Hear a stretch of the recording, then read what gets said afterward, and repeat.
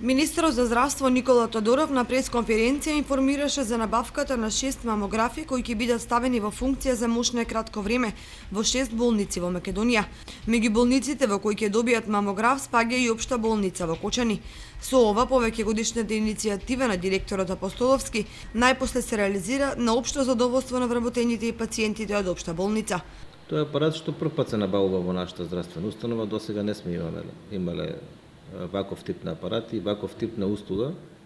За општа болница Кочани важи нова услуга, нова апаратура, а за граѓаните, поготово за обезбедување на скрининг методи за карцином на дојка, извонредна можност да може тие прегледи да ги вршат во нашата болница, да не мора да патуваат кон соседните градови или евентуално во Скопје.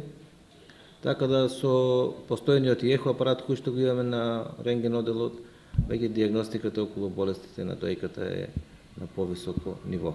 Исто така ќе спомнам дека во наредните 3 месеци се очекува испорака и на софистициран хематолошки анализер, значи за кој што работи повеќе од 800 анализи во минута.